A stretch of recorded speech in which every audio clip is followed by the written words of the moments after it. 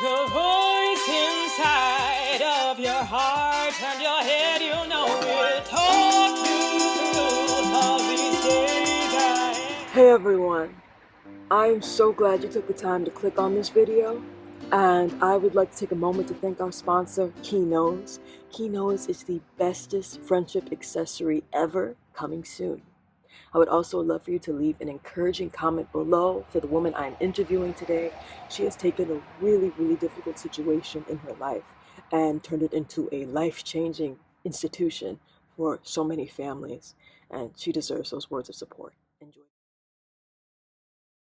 I was in Jared's room one day after he had passed away, and I said, Jared, I promise you that I will never let your death be in vain. And when you make a promise to your son, you know you're going to keep it. And I told him, I said, I'm going to build the School of Hope.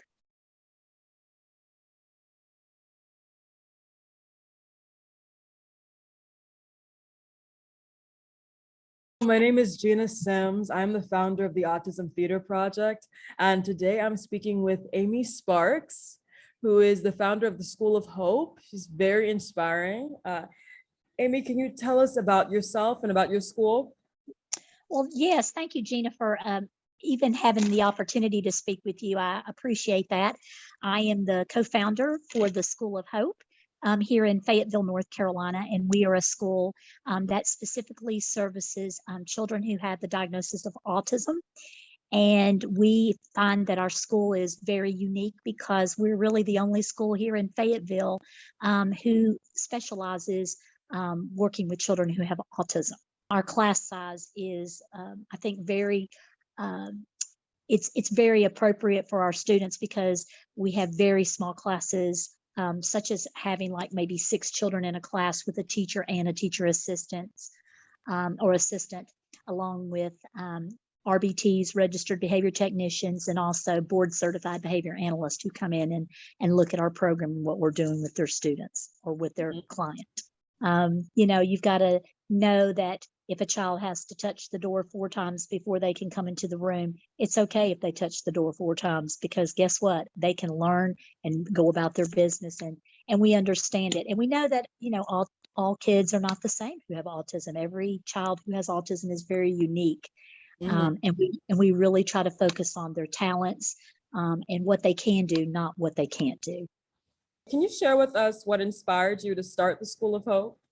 I'd be glad to. It was my son, Jared Brian Sparks. Our son had autism. He was our middle child. We have a daughter that's 30. Jared would have been 29, and then our youngest son, Dylan, is 27. Like I said, Jared had autism, and 10 years ago, we had our world rocked to the very core.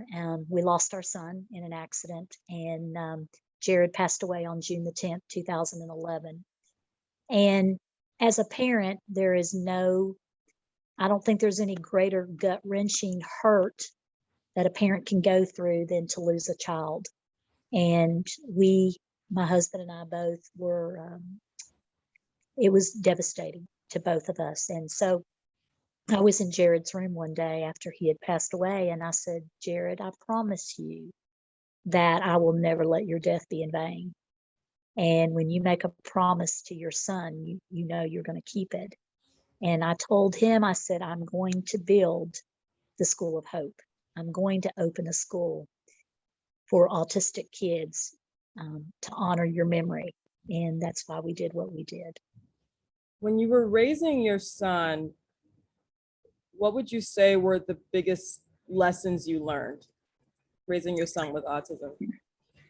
Well, first of all, I think when you are a mother, that mama bear comes out in you. And when I would bring Jared out in public and people would stare because he was having a temper tantrum, or he would fall to the ground, or he would kick or scream or whatever, they didn't, he looked totally normal. He looked like he was a child that was just having a temper tantrum because he didn't get his way. And that wasn't the case. They didn't realize that I had a son who had autism.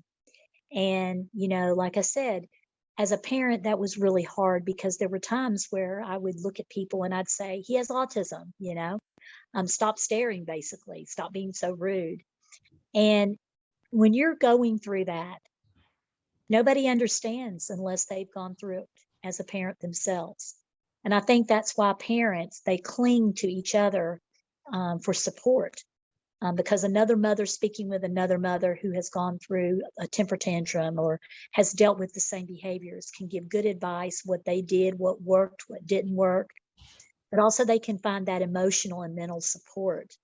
And it's a very challenging life. It's very tough. I'm not going to say that it was easy because it wasn't.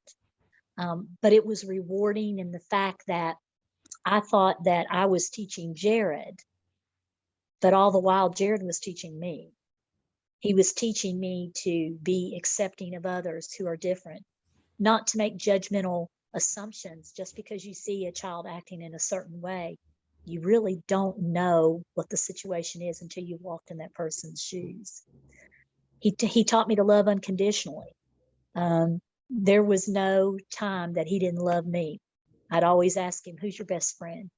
He'd always say, "Mom," always. Those car rides that we would have in the front seat where he would hold my hand sometimes, even though he might not be able to say something to me. If I asked him, "Do you love mama? Squeeze my hand if you do." And he'd squeeze my hand so tight. Those are the precious memories that I don't take for granted because I don't have my son anymore, and what I wouldn't give to have that car ride again with him, or even that temper tantrum. He taught me unconditional love. He taught me to be accepting. He taught me to never give up because he didn't give up. He always pushed himself even further. And sometimes it was painful to watch because I knew that Jared was unsure of a situation. But it was also very rewarding because I saw that my child could accomplish things that nobody believed he would ever accomplish. And, a lot of people have such low expectations for children who have autism because they don't understand the disability itself. And at the School of Hope, I tell my teachers all the time, our children are not going to stop being autistic. And if we are not reaching our students, it's not them that has to change. It's us. And it's how we present the material or give the instruction. So we have to be better. We have to do our part so that we're reaching every child. And Jared taught me to do that. He taught me to never give up. I think that was one of the biggest lessons that our son taught us. And it's the drive behind what I do. It was the drive behind opening the School of Hope because there were a lot of obstacles in my way. And I always knew that Jared never let things get in his way. He always fought, and he fought to the very end to be the very best that he could be. And I always thought, I was teaching him, but actually he was the one he was preparing me for the School of Hope, and I didn't even know it. That's a beautiful lesson. And I see how you are paying that lesson forward with the School of Hope, with this giving parents this idea that no parent should have to give up hope on their child. On their child's ability to overcome whatever obstacles they're facing. When you first got the idea to create the School of Hope, what was your journey going from having that idea to making it a reality? Well, it took 6 years. And I had originally said that I would open up the school in 2016. I was going to do it in 5 years. And, the third year came around and I still didn't have some things in place that I needed. And I thought, Amy, stop worrying about a timeline. If it takes another year, then it's going to take another year. But there were a lot of obstacles. One of the main thing is finances, money. When you're trying to start just even a nonprofit, you have to have almost $1,000 just to even start the process. That doesn't include having a board. That doesn't include having bylaws. That doesn't include, the day-to-day expenses that you're going to be responsible for even before your students get into the building. And so I tell this all the time that I was very blessed because God was in the middle of this project, and he continues to be. He provided a place for me to be able to lease. He provided a person who donated $100,000 to our organization. someone who knew Jared and someone who loved Jared. And that was the money that we needed to begin, because we didn't have students for about 7 or 8 months, yet we had to still pay rent. And so, God knew when to come through, and he did. Was it easy as, the question? No, it was not. There were a lot of hurdles. At times, I felt like people were trying to stop me from opening the school because of all the legalities and the paperwork and all the, the political things that people feel sometimes about it. But I just kept pushing forward, and there was that Jared Bryan spirit. It said, "Don't quit, Mom. You cannot quit. You are about to open a school. You're going to change some lives. You cannot quit. You cannot give up." And so I didn't. And I talked with a lot of people. I did a lot of fundraising. We opened a nonprofit called the Jared Bryan Sparks Foundation. And this organization is also in memory of our son. And it's given over $30-some thousand to the School of Hope.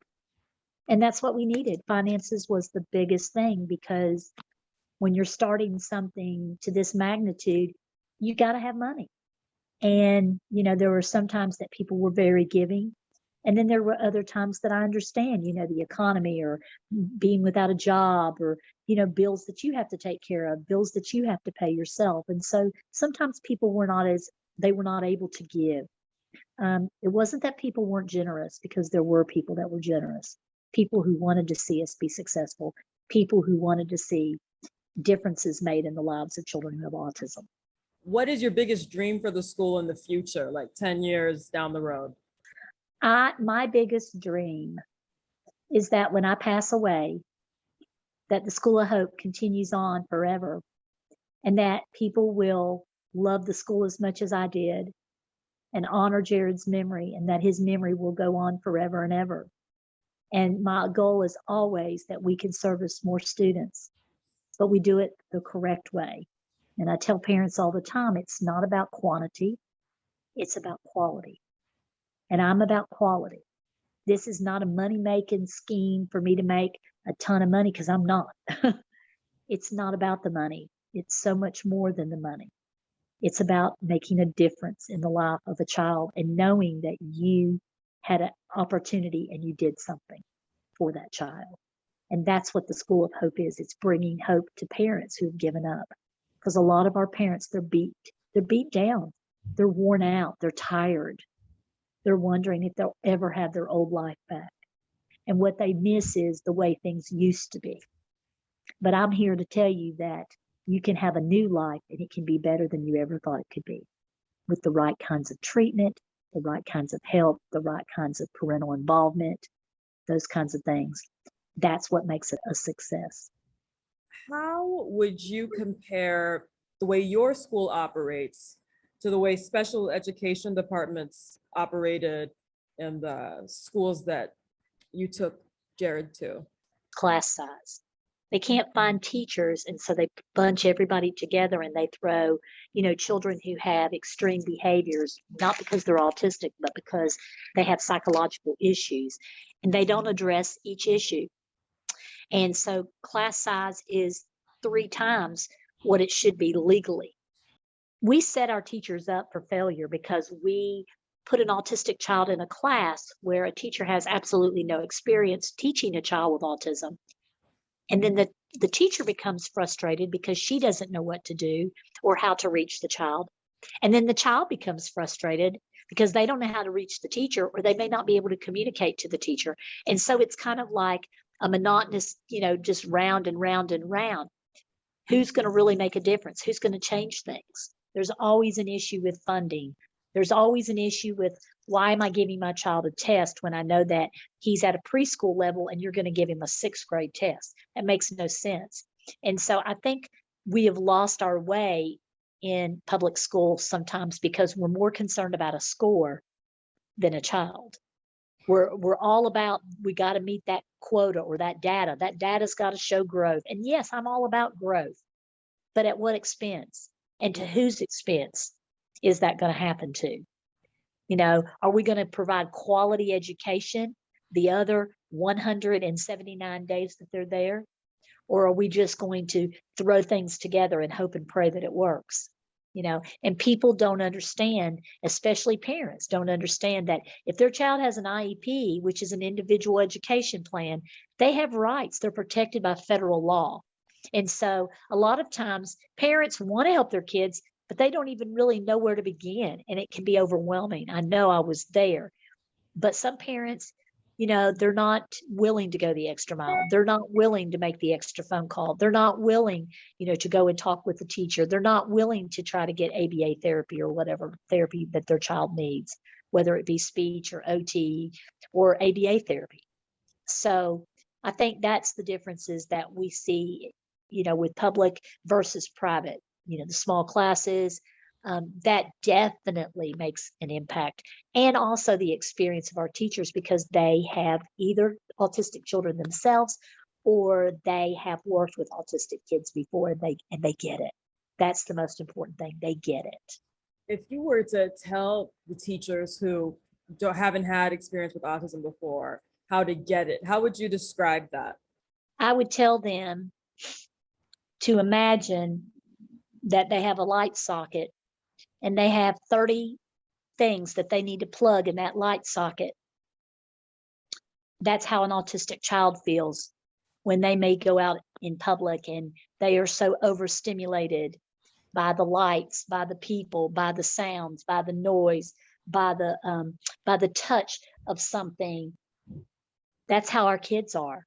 Be in the shoes of a child who has autism, who hears the water run down the pipes, and then he hears the conversation 12 feet across the room, and then he hears something going on over here. Somebody's dropped something. That's their life all the time. Try living that way.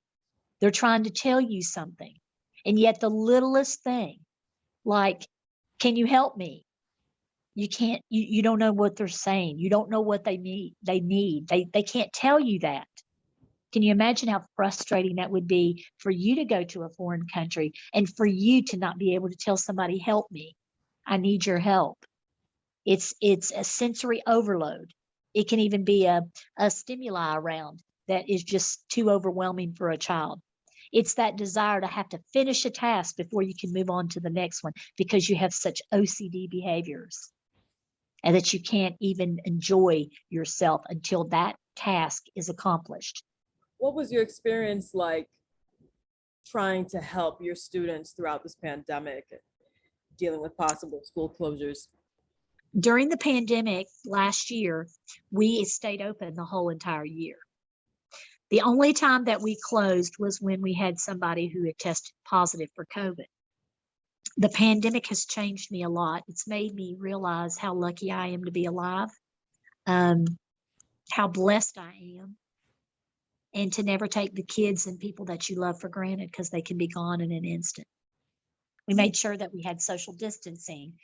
We had masks, the clear mask that the teachers could wear, yet they could see the lips and the face, because our kids need to see the face. They need to see that. We had certain places, where we had hand sanitizers throughout the whole school. We have cleaning utensils where our teachers were able to spray the rooms, the toys, whatever a child may have put their mouth on. We took extra precaution and we still continue to do so. And we also do virtual learning after every major holiday. I feel that it is that important for me to make an interaction and a connection. That first year when we found out in March, we were trying to get packets to people. It didn't always work the way we wanted it to. But this year seems to be a lot different, where people seem to have their act together and things are getting done. When it comes to the experience that you've had with your school so far, with the students and the teachers, what was the most rewarding experience you've had with a student? Is there one that stands out to you? When a student said my name for the first time and said, Miss Amy, hearing that voice after never hearing them say my name, and all of a sudden now they can say my name. You can't put a price tag on that. It's priceless. And my most rewarding moment, I think, with a parent, one day I was questioning whether or not that maybe this was the route that God wanted me to take. I thought, I'm really not doing what I need to be doing. I feel like I could do more. Am I not a good teacher at the School of Hope and that kind of thing? And, you know, I call it stinking thinking is what I was going through. And I looked up and I said, you know, God, you got to show me. You got to show me what I should be doing. We were talking about the School of Hope with a parent. And that parent looked me in the eye with tears in their eyes and said, Miss Amy, thank you. Because if with this school not being here, I don't know what my kids would do. And that was the most rewarding. No amount of money, but just saying thank you. I appreciate what you do. I know you take the time. I know you care about my child. And that's the most important thing, is that these kids feel love and they feel our love, not tension.